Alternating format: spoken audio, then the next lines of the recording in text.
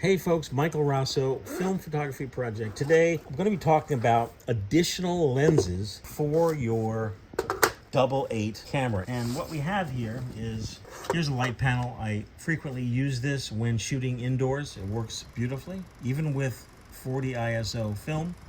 Great, highly recommend it. So here is the Keystone K-8.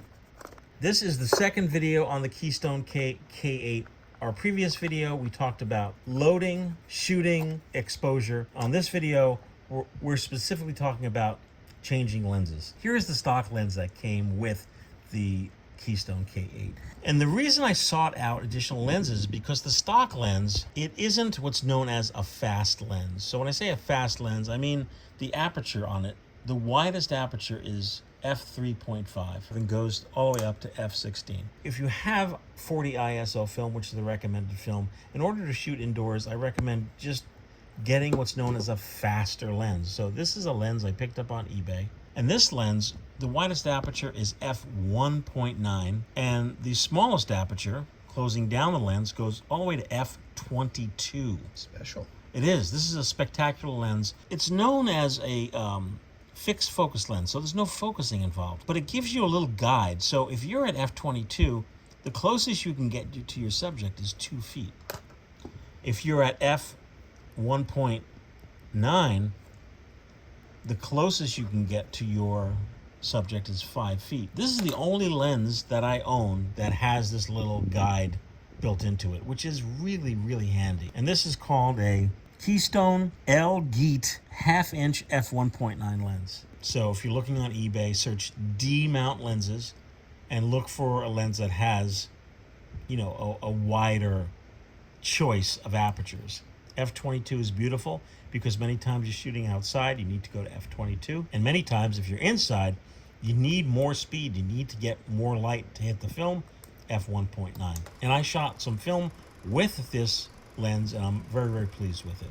Most recently, I shot with this lens, which is also f1.9, and then this is a wide 6.5 millimeter lens, and it goes from f1.9 all the way to f16. You simply screw off the lens that came with the camera, and you screw on whatever additional lens you'd like to use. The downside to using such a wide lens with this camera is when you look through the eyepiece, which is not connected to the lens, you're just seeing a standard 13 millimeter standard view.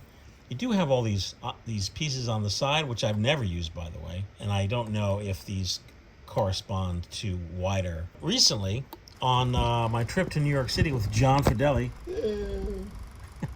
I used this 6.5 millimeter lens, and I have to tell you, I wasn't impressed. I think shooting wide open at f1.9 inside, as I did with my light panel, that I was just getting too close to the subjects. John, I was shooting my friend Tom at the dinner at the Italian restaurant, and the footage, I mean, exposure-wise was fine, but I was just too close to the subject, and therefore the image is not as sharp as I would have liked it to be. Now, the footage I shot in New York City, exteriors, that was wide, shot at f16, and I thought that looked pretty good. But once we went inside, then I think at the open aperture of f1.9, I think that you don't get as a sharp image with a lens wide open. That's really it. I just wanted to share with you folks that, you know, when you buy these vintage cameras like the Keystone K-8,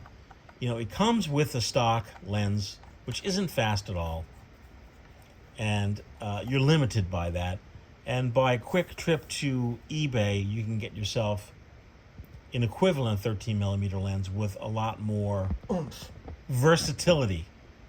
You could open it up to wider apertures, and you can close it down to smaller apertures. Questions, comments, leave them down below, or send me an email, michael@filmphotographyproject.com. Thanks so much, and enjoy shooting. Happy birthday to you. Anthony. Happy birthday, everybody. Happy birthday. And Marie, too. And Marie.